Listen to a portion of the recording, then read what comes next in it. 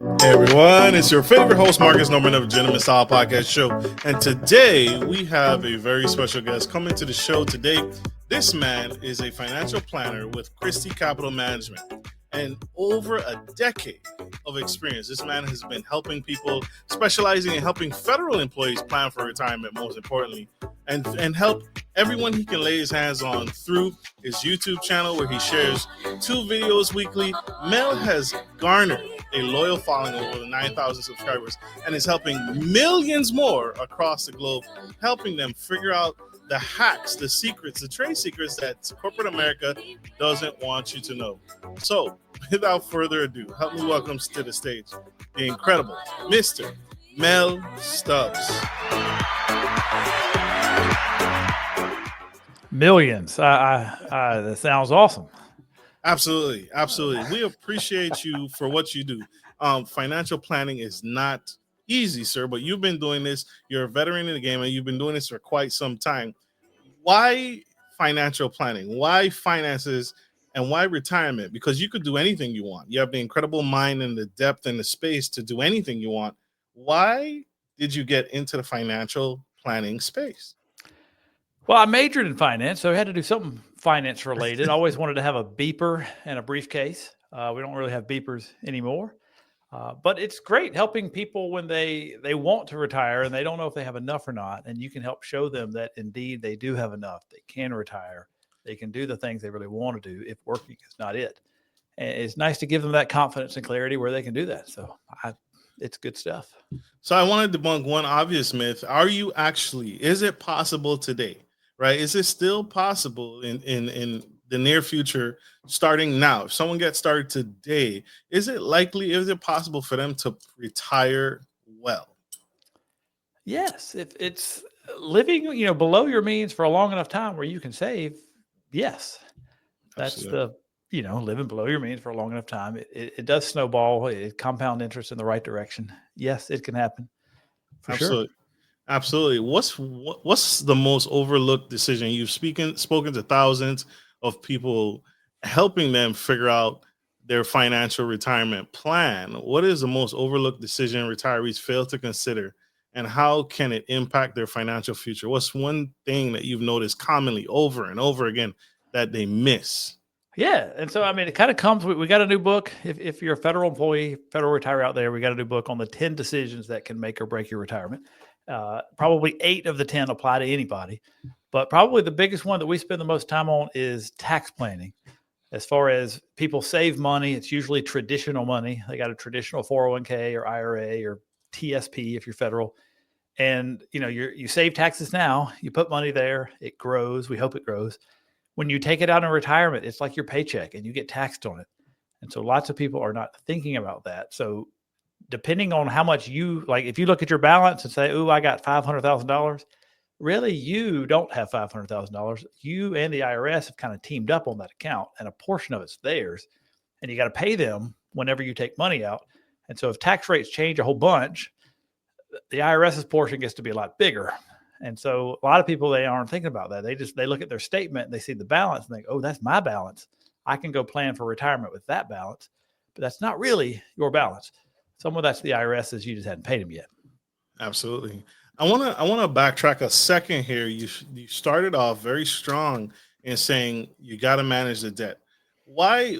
Help me process that. Why is it important for me to focus on balancing the debt and paying off debt first before retirement planning? Because here's what most people think, right? If I'm paying off debt, that's money I'm throwing and paying Uncle Sam or paying this credit card or paying to someone else. When I'm losing time, right? The biggest thing with investing is time. And so why do you teach your clients that they need to pay off the debt first over prioritizing retirement investing? Well, most of the people we're helping are kind of like already almost at retirement age. And so for the people that aren't there and they are thinking, I would think if you've got some extra money, you might need to split up in kind of 3 different ways. Some of it's paying off the debt, some of it's saving for retirement. And if you are young and married and people are depending on you, some of it is getting life insurance. We had a bad case of, another one of my colleagues had somebody where they were young, they started funding an IRA and they died. and they did not have life insurance. And so like his young wife, they got like $2,000 or $3,000 from the Roth account, which like is great and all, but if he'd have had life insurance, she could have got like $1 million of life insurance. So don't forego the life insurance if you are young and a family needs you. But I mean, I would say you split it. Like some of it's repaying debt, some of it's saving for later. Otherwise, like some people use debt wrong, where they'll just spend their whole life paying off debt and show up at retirement never having saved anything. And you don't want to do that. So some of the paying off debt is, what was the debt for? Did you really need it? Maybe you should have made a different decision before you got the debt, as opposed to how you pay it off. Absolutely. And I appreciate you taking the time to break that down. Have you ever advised the client, like I'm your client and I most recently made a significant car purchase. Have you ever advised the client to give back the car or sell the car so that they can put more into retirement? Because you said they're close to retirement age. They're not there yet, but Yes. we can make bad decisions anytime. It doesn't matter the age or anything, right? Oh yeah. And you can have a lot of money making a bad decision. You can be like half broke and make a bad decision. Right. Most of the people we are working with, maybe it's like self-selection. We put out a lot of content on YouTube about like, if you've got money, these are the problems you're going to have. So a lot of the people that reach out to us, like they have money. And so, having them, you made a bad decision, return the car. What we more fall into the camp of is like, we got people that they got bunches of money and they've got the 20-year-old car and they got all this money. And like, ma'am, you need to go buy a car. Like, oh no, I can make it work. Man, I understand you're thrifty, and probably your thriftiness is what got you all this money, but man, you have enough. We got a little like squeezy toy here. If you get nervous, you can squeeze it. It's got the word enough on it. Like, ma'am, you have enough. Go buy your car. But I mean, yes, there are wiser decisions, maybe a used car, maybe a smaller payment. I took a picture today. Earlier, I had to get my Cadillac worked on. I saw a new Expedition. Sales price, $158,000 on a new Expedition. Ooh. I'm sure that they got to be selling them. That seems crazy to me. But most of our people, they've saved a bunch of money to where they're probably more on the thrifty side, and we're trying to help them realize this money is for them to spend. So let's encourage them to spend some. Absolutely. So you're a financial advisor and you specialize in helping federal employees specifically. But the federal employee system already has a retirement plan, right? They already have the 401k or the TSP or the TSP modified for government civilian. So in that instance, why hire a financial planner if the government is already providing me with my retirement package and my benefits? There is a pension plan with the government. It's probably, the federal government and the state might be the only ones left that have pensions. But it's confusing where it's, your number of years, when do you qualify, when you can retire, you got to have a certain number of years. How do you figure out what your pension is? When you get a pension, if you die, your spouse can get a certain portion of it. Which should you pick? Should you use life insurance instead of the survivor benefit? There's some decisions there.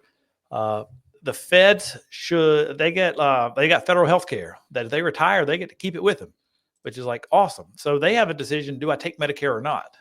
The average person, I got to take Medicare because at 65, I'm not going to have other health care. They do. So they got a decision of it. Do you do it? Do you not do it? Their system is somewhat confusing. Some of their problems are not everybody else's problems because they're going to have a guaranteed pension check the rest of their life. Other people don't. So regular people might be trying to create a pension. Like, I need to create a guaranteed payment for the rest of my life. The feds don't really, they got that. So some of the solutions that just a regular financial planner is, hey, you should do this. Well, for feds, you don't need that. You already have that taken care of.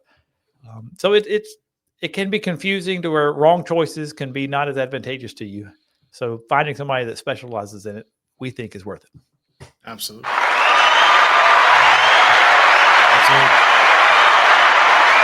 Mel Stubbs, y'all, on the Gentleman Style Podcast Show, spilling the financial tea, helping us get to a better financial place.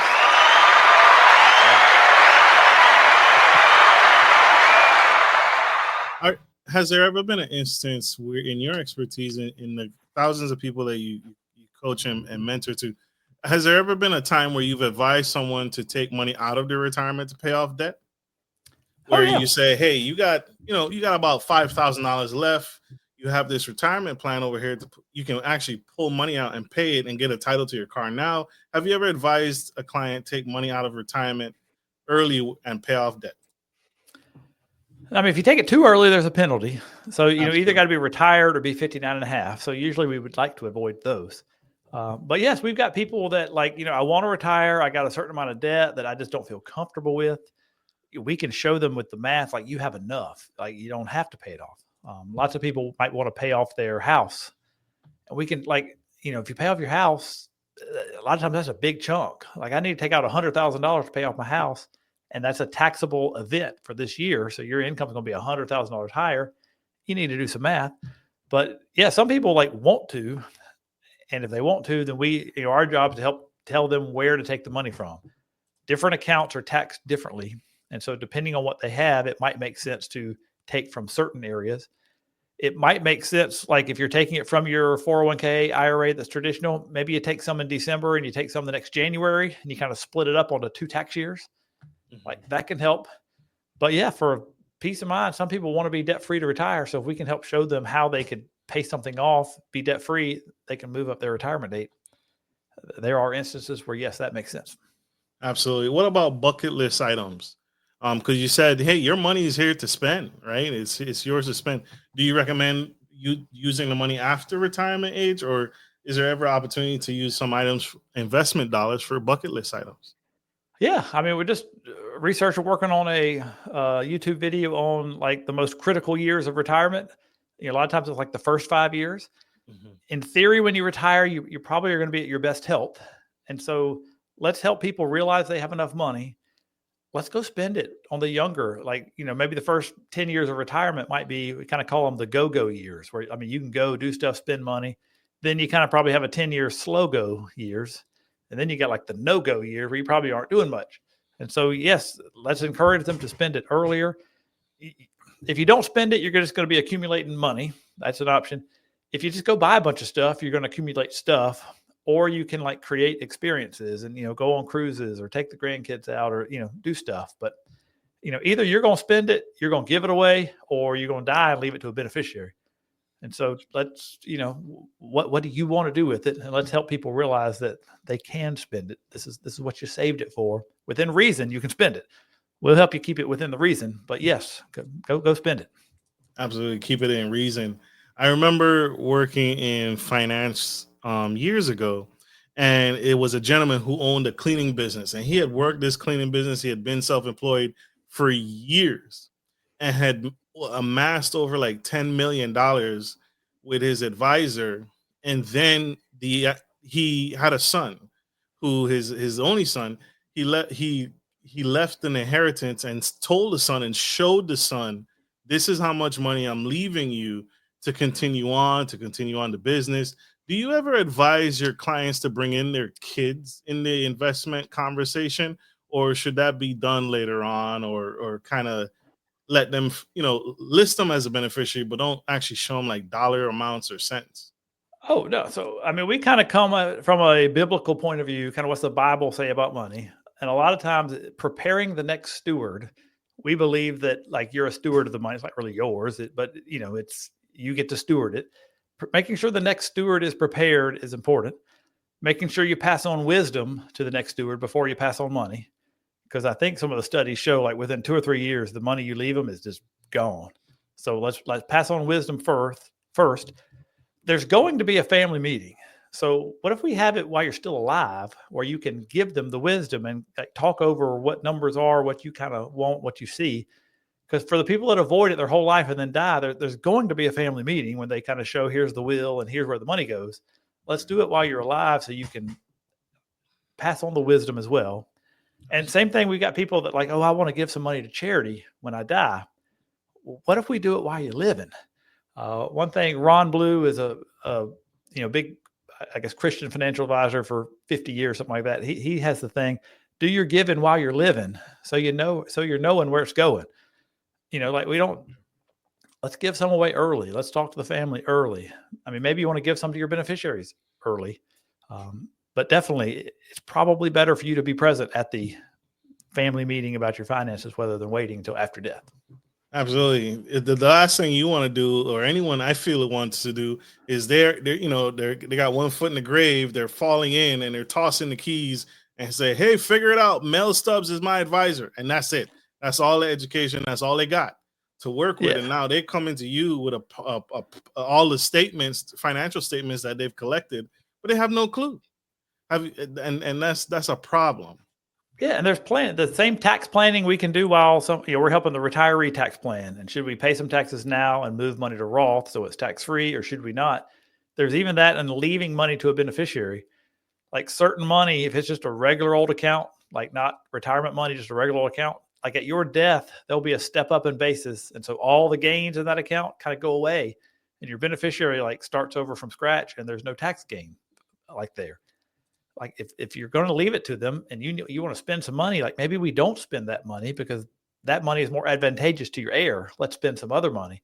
So even doing some of that planning of, I want to take a distribution, where does it make the most sense to do that for me and for my heirs, and help them be on board with it? I think that makes more sense. That does. That makes a lot of sense. That makes a lot of sense. I want to stay right here for a beat, because what you're saying is so profound and is absolutely something that I think we miss often. Can you give an example of a Roth IRA and where that would be beneficial to someone tax-wise and retirement-wise?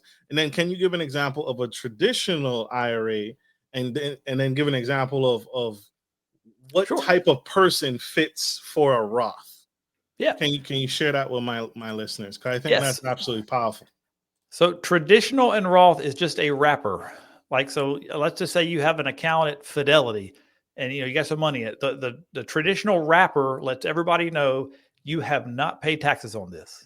Like when you got paid, you said, hey, paycheck, before you send it to me, how about send it to my traditional IRA? And you didn't pay taxes on it. And then it grows. And then at some point you pull money out. Well, now you got to pay taxes on it at your paycheck level, like at your tax bracket, not capital gains, but tax bracket. With a Roth, you get paid and then you go ahead and pay the tax. After you pay the tax, then you put the money in there. And that way, if somebody sees a statement, it's got Roth on it, everybody knows like the taxes have already been paid. So whatever this grows to, when you take the money out, assuming you're over 59 and a half and you've had the account for 5 years, everything's tax-free. You die, you leave it to somebody else tax-free. And so what makes one better than the other is the tax rate. Like today, if I put money into a Roth, I got to go ahead and pay the taxes. What tax rate am I at? In my experience opinion, if you're in the 10% tax bracket, that's cheap. You should do Roth. Like go ahead and pay your tax, do Roth. If you're in the 12% tax bracket, it's also cheap. You should probably go ahead and pay the tax, do Roth. When you get into the 22, I think it's cheap for where it's going to be. The government kind of has a spending problem. There's a math problem. At some point, they might have to raise taxes. So if taxes get worse, paying the tax now and putting in a Roth is better. When you start getting into, I'm in the 32% tax bracket, 35, 37, that's higher up there. Maybe you do traditional so you can get your write-off at 37%. And I'll try to pay taxes later because I think later might be better. If you're younger, I got kids starting out, got a small job. Let's be honest. I mean, either right out of high school, right out of college, they ain't making no money. Do Roth. Go ahead and pay your tax and put it in Roth because you probably ain't making that much. And you got like such a long time that it could grow tax-free. I would say for that reason, Roth. But that is the biggest difference is the tax bracket. Absolutely. What are you paying now? What do you think it'll be later? You want to choose what you think to be the lowest tax rate. Absolutely. Thank you for breaking that down, because I think people miss that, right? Which one is good for me? I think, again, in the federal government, they just throw it at you and they leave it in your hands, right? They leave you to decide, hey, do you want to contribute to the Roth? Hey, you can maximize this, you can maximize that. And the person has to just say, well, they're giving it to me, I might as well take it. But is it truly better for you if you're a GS 13, a GS 12, making a higher income, right? And you're getting taxed at a higher percentage, you might want to defer those taxes later, right? Versus someone on the lower end, like you said, I'm a GS3 or I'm a GS4, I'm trying to, and I just started, I might not be paying my highest taxes right now. So let me pay that now because I expect my income to increase in the future. just looking at the feature, like the Roth is better, but there's a cost of admission. Like to get it there, you got to pay the tax. So is it better? Yes. Well, what's the cost of admission? Admission. Well, 10%, 12%, 22, maybe 24. It's probably worth it. 32, 35, 37. It might not, it depends. For some people that like make bukus of money, 37% is probably pretty cheap. Back in the 50s, I think the highest tax bracket was 94%. Woo! Ronald Reagan would do two movies a year and he'd stop because if he did any more, he'd be in the 94% tax bracket. And of course, he becomes president years later. And guess what? He lowers taxes. Go figure. Because he was paying them. So, tax brackets have been a lot worse. That's why, like right now, they're actually not that bad, which makes Roth better. Like, go ahead and pay it now because they're not that bad. They might get worse. That's the theory. Absolutely. Mr. Mel Stubbs, spilling the tea on the Gentleman Style Podcast show today. Mr. Stubbs, I want to backtrack to the same breath we were talking about. We're introducing the family to your retirement planning and tax planning. One of the things that always comes to mind for me is that how does what we do? This is how I feel, and you can share your personal opinion. That's what I'm really looking for. What we do early on affects us later. So who you marry is absolutely 100% important because that can affect your financial future, your future overall, but your financial future down the road. Do you personally feel, this is not financial or tax advice, do you personally feel someone should have a prenup to protect as a part of their retirement planning to protect that future income and to protect that retirement benefit down the road?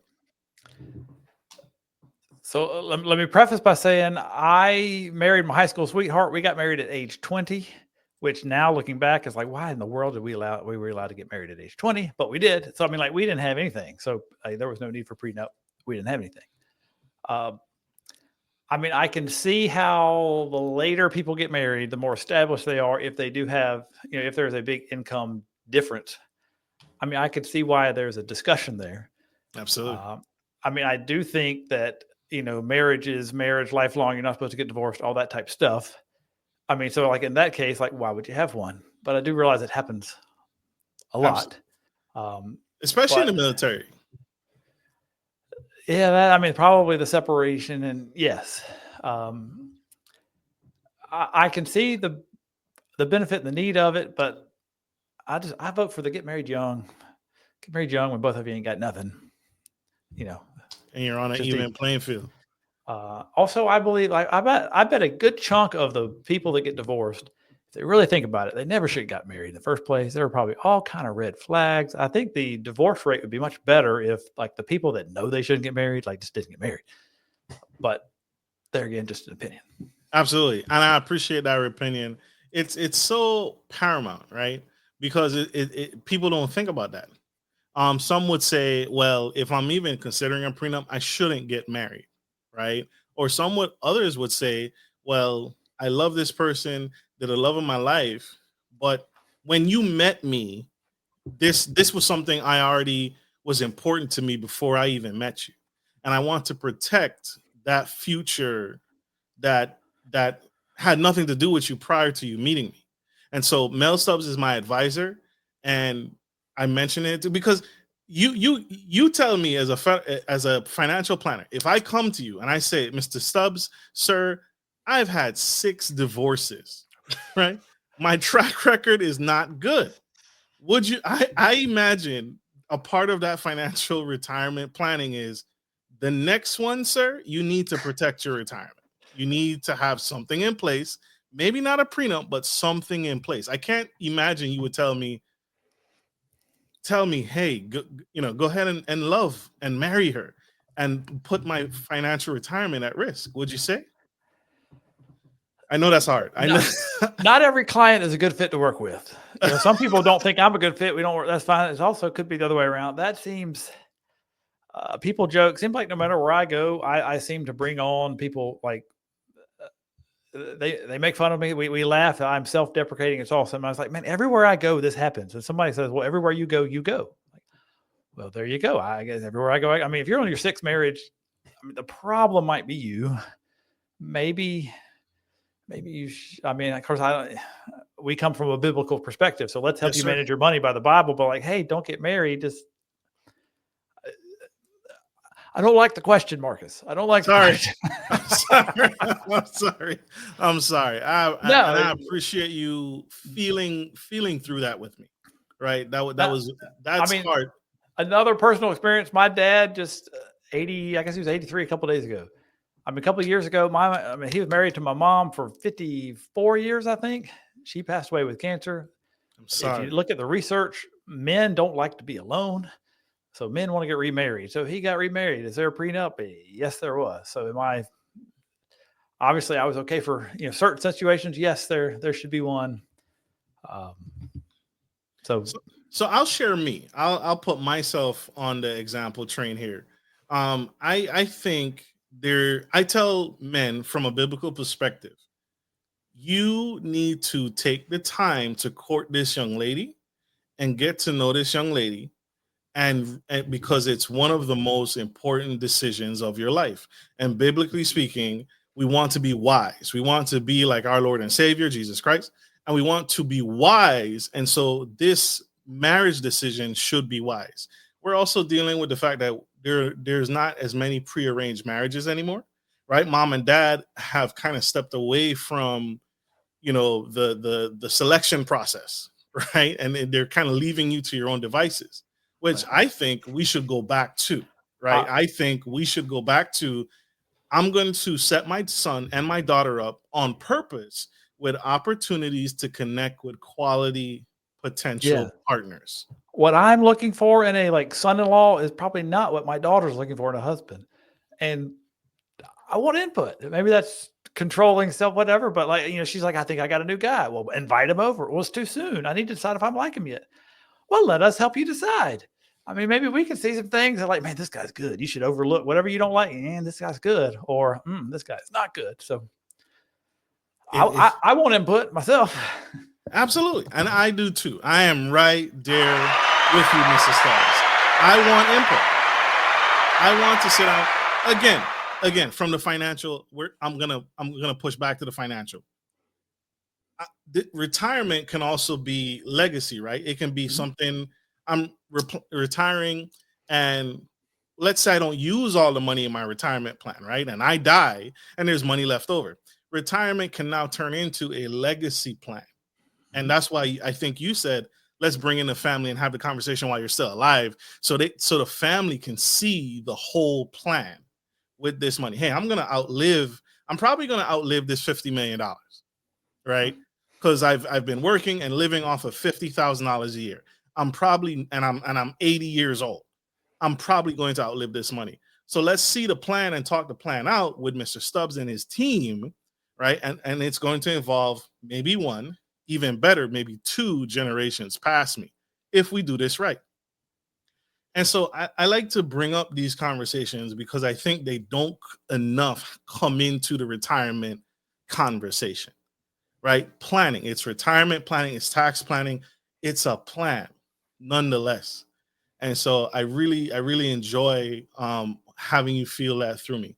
And again, sticking to biblical principles. It is wise for a man to leave his generations of legacy and wealth. When the king prayed, God, he didn't pray for riches. He didn't pay, what's the book? Richest Man in Babylon. He didn't pray for riches. He prayed for wisdom. Mm-hmm. And everything else followed biblically that he was entitled to and his heirs were entitled to because he was wise. And so I want to make my family wise by getting my family involved with Mr. Stubbs so we can all talk about it and we're all smarter and wiser because there's a plan. I absolutely agree with that. The one problem with the story, if you keep reading, Solomon did not finish well. He did it. He did. That's the problem. Once you have enough, you kind of get self-sufficient. Oh, look how great I am. And then, finishing well is important. He had the wisdom. He had the wealth. Something went awry. He did not finish well. But to try to finish well yourself, it would be good to help try to set up the next steward, help them set up. It seems like the people that don't earn it don't value it quite as much. And so several generations down, it's not the same as the person that earned the money the first time. And so passing the wisdom on as best you can, even though lots of it will not be maintained. I mean, they will lose it, but definitely wise to do it. Absolutely. Absolutely. This is incredible. Speaking of financial plan, we got to pay some bills, y'all. We are going to go to a quick commercial break and pay our bills. We got sponsors to play. Don't go anywhere. Stay tuned. Stay with us. We'll be right back. Are you a local business looking to offer your customers easy access to cash without having to travel miles? We're here to help.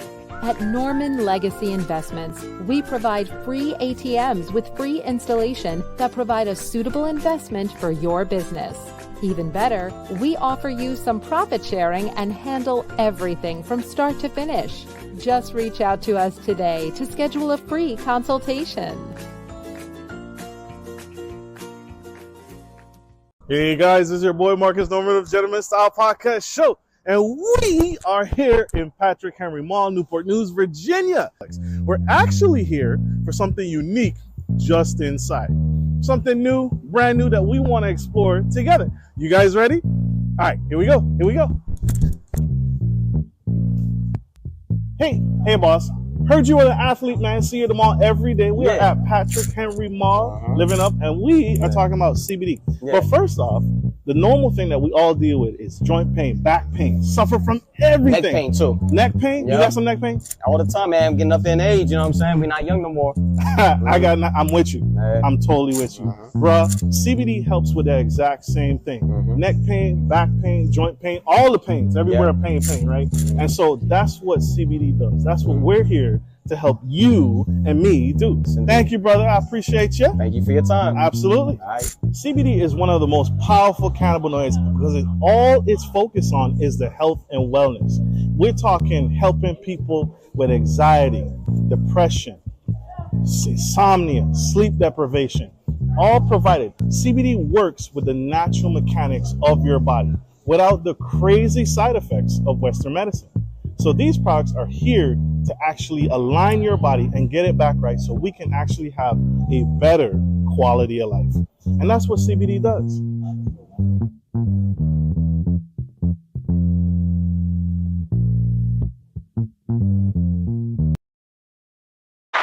We are back to the Gentleman Style Podcast stage, and we have the incredible, amazing Mr. Mel Stubbs here on the Gentleman Style Podcast stage. We are having an incredible conversation around tax planning and retirement planning and what he and his company does is, and his YouTube channel. You can find this information. You can get him anywhere.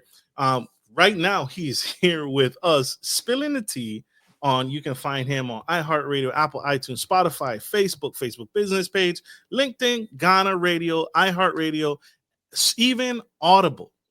Anywhere you get your podcast, he is here today, spilling the tea on Gentleman Style Podcast Show.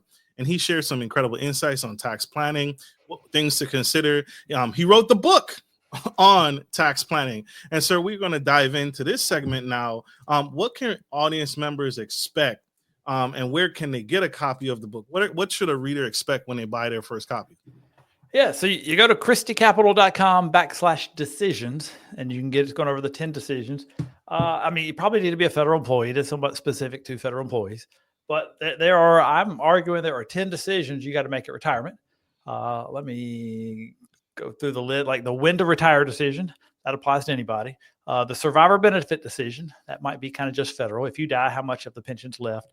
The company life insurance decision. If you've got life insurance with your company and you retire, it kind of either goes away or it gets crazy expensive. Do you need life insurance? Should you get outside? You've got a decision there. The what to do with your 401k. In the federal world, it's TSP, but should you leave it where it is, or when you retire, should you move it somewhere else? A lot of times, if you want help, if you want to work with somebody, if you want to do some of these extra planning things, you probably have to move it out. That's a decision. We've sort of talked about the tax planning decision. Do you leave it traditional? Most people's money is going to be traditional, where they're going to pay taxes later. Should you leave it there? Should you move it to Roth? What does future taxes look like? A good solid plan will kind of show you that and let you see, should I wait, pay taxes later, or should I do it now? Check into that. The Social Security decision. When do you turn it on? You can turn it on early at 62. You can wait all the way to age 70. When does it make sense for that? Some people with that decision look at, when do I get the most money for me? Like, at what age do I need to turn it on so I get the most money? That's one way to look at it. Yeah. The other people look at it is, if I turn on Social Security early, I might not touch my other money, and my other money can grow. So if you're looking for beneficiaries, your beneficiary might say, hey, turn on Social Security early so that the money grows. There's a decision there. Long-term care decision. Do you need long-term care? Do you get long-term care? That decision, and whether you should work with an advisor. What benefits does working with somebody bring? I would have an argument for whatever is unique about you. Like, if you're a federal employee, you should work with somebody specific that does Fed stuff. If you are a dentist that's trying to retire, sell his dentistry and leave, there's a financial advisor out there. All he does is work with dentists that do that. Find somebody that understands what you're going through. And then last, the what to do in retirement decision. Not everybody has a great plan for what to do, and we want to make sure that is great. So a chapter on what to do in retirement.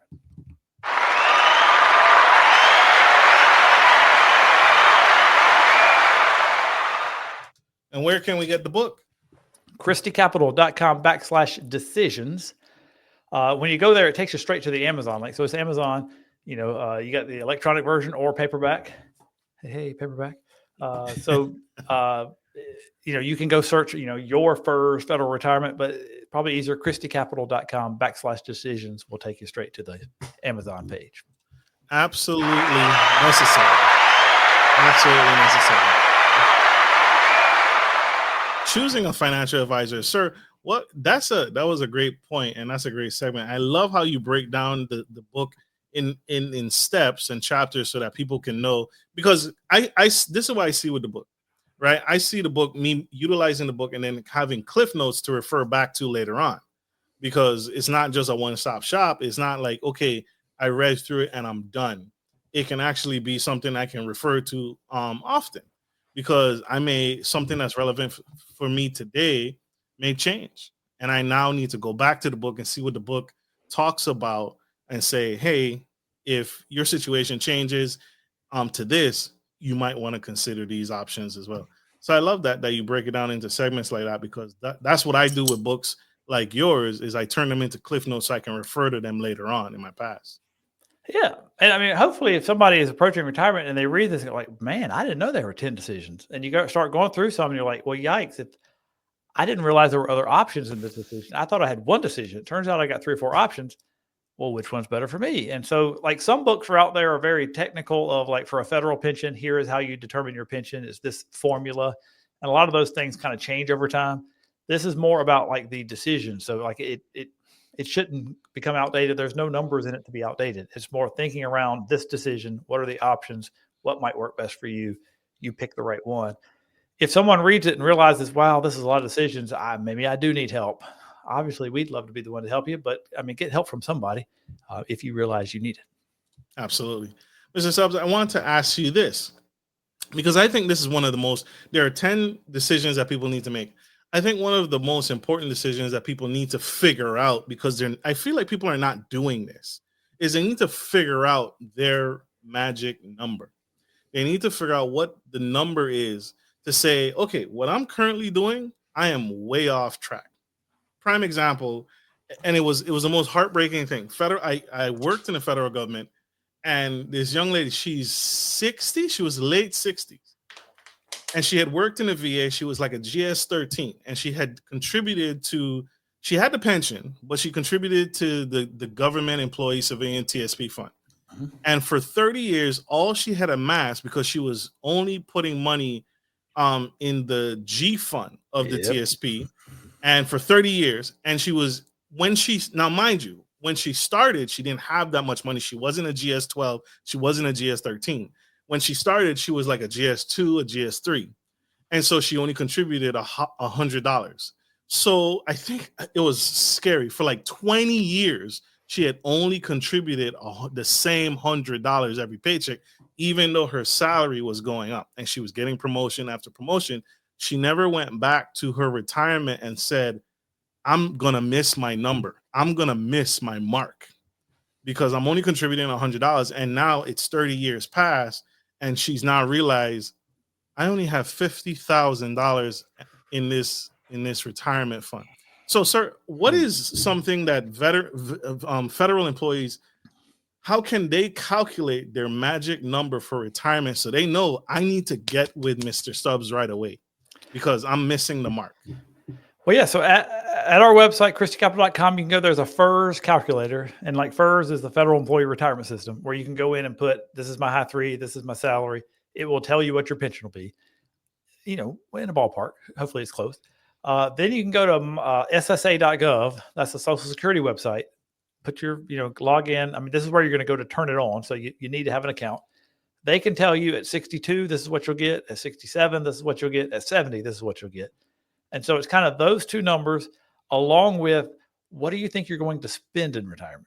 And a lot of it depends on that. We've got people with like not that much money, but I want to retire and spend $3,000 a month. Okay, we can make that work. I've had people that got $2 million, and when we retire, we want to spend $15,000 a month. Oh, even with your $2 million, that might not work. And so a lot of it depends on how much you want to spend. But it's putting. For the people that we're working with, we will do a full financial plan, first pension, Social Security, what's coming in, what you're spending out, what assets you have, and it will tell, do you have enough or do you not? If you want to spend that number, you might need more money. If you can, lower what you're spending, we can make lower numbers work. But the number is important. Like, what TSP number do I need? Like, that's great, but it really just factors into the whole decision. And a lot of it's dependent on what you're spending. So that's something we need to get a handle on. Absolutely. Absolutely. And you said something that stuck out. Saving not enough is obviously a huge red flag, huge problem. We got to fix that. But is there such a thing as saving too much for retirement? Is there such a thing? Yeah. We've had some people that, like, we do a plan for them. They want to keep working. They don't have to, but they want to. And they're maxing out the TSP, contributing the most they can. And we're showing them, like, hey, you're going to die with $10 million.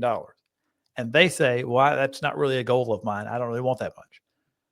Okay, well, are there other things that right now, like if you weren't contributing so much to the TSP, what would you use this extra money on? And they start listing off like, oh, well, I'd help my daughter with this, right? I mean, they had good reasons of what they would do with the money. Like, man, you have enough. You have more than enough. You don't really need to be maxing out the TSP at this point because you have so much there. Like, it's snowballing. It's doing great. Like, you could lower your contributions to the 5%. You still get your 5% match. Let's do that. But like, you now might have extra money that you could fund other things that you'd rather do because like your retirement is funded. You don't have to do the higher amount. We have had that on several occasions.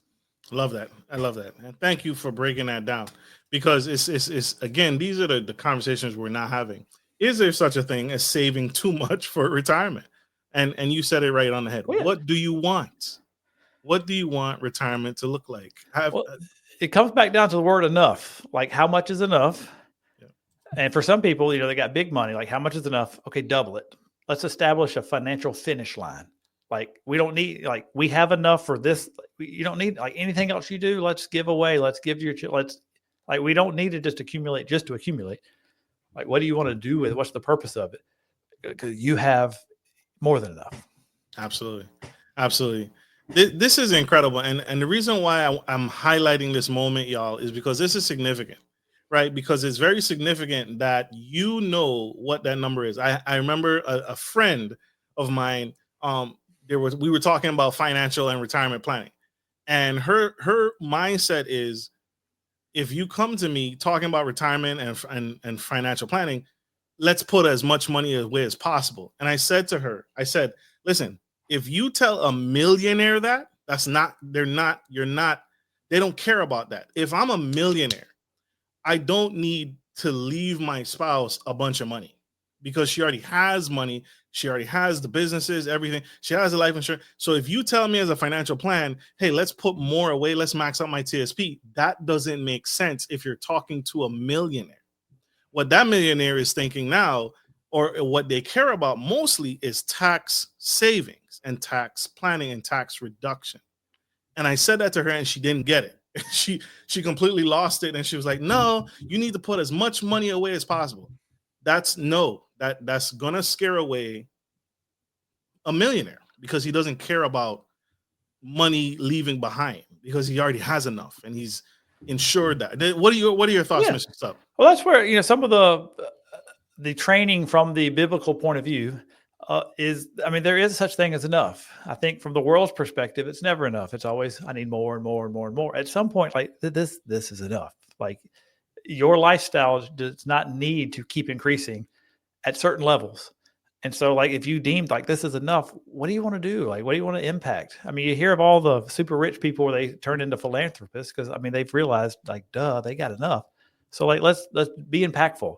Are there any things that, has impacted your life that you would like to either spend your, like retire and spend your time, donate your time, or like start donating money to?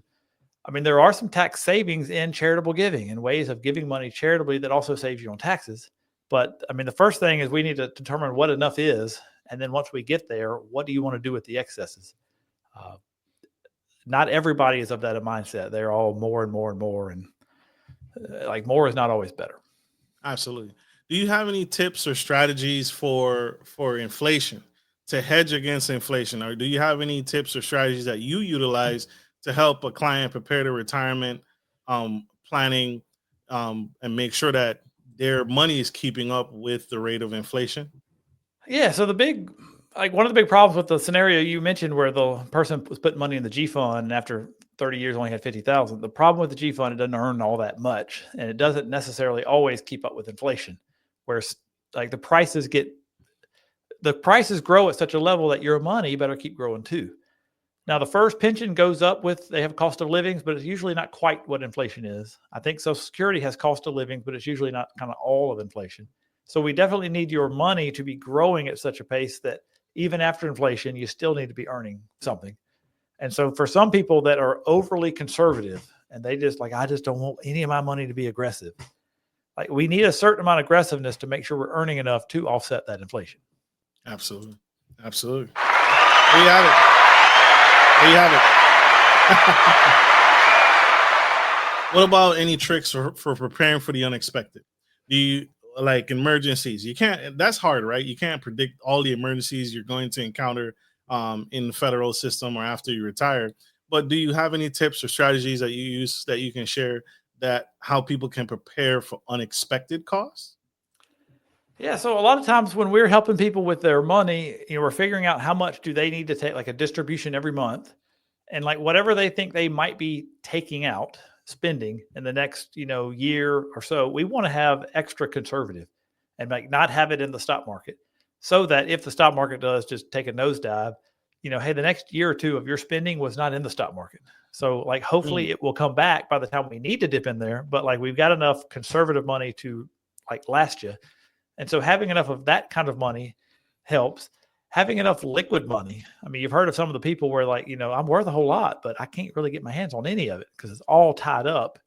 Well, that's when you have an emergency come up and then it's a real problem. So, I mean, just thinking ahead of the different accounts I have, how should they be invested? The account that you might dip into first might need to be on the safer end. So, I mean, people got savings account or money markets or a CD at the bank or something that like it can't lose. I mean, that might be a great place for your emergency money, but having enough liquid money that you can get to, and then having the right amount that is conservative enough so that any of my spending, for the next 5 years, all my spending is conservative. Now, the rest of the money might be really aggressive, but you don't need it till you're 6 or you're 7. And so that kind of justify why it would be aggressive. Absolutely.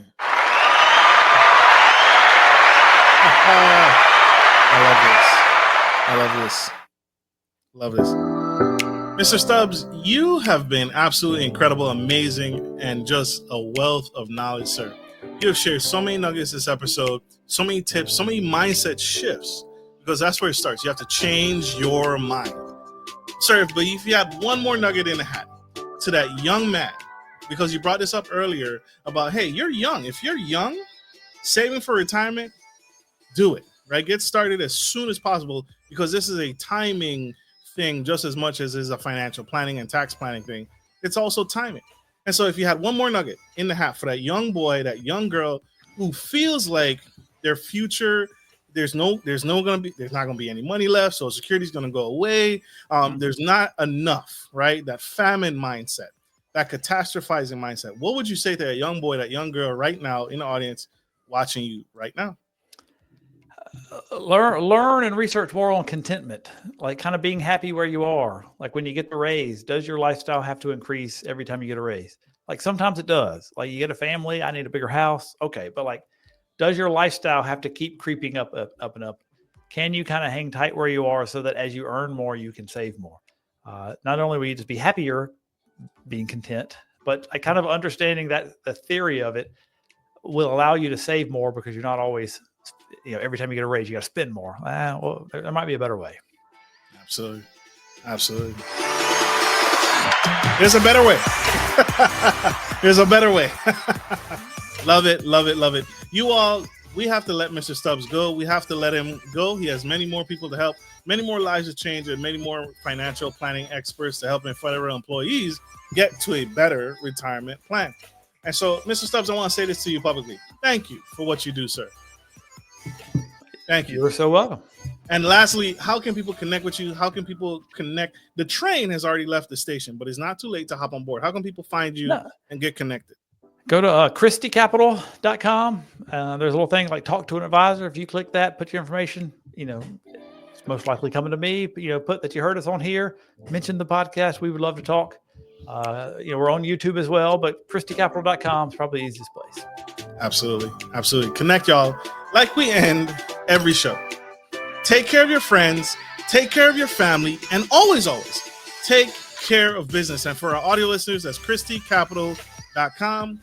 Check them out. Go to the About section and contact them right away. We love you guys. Bye.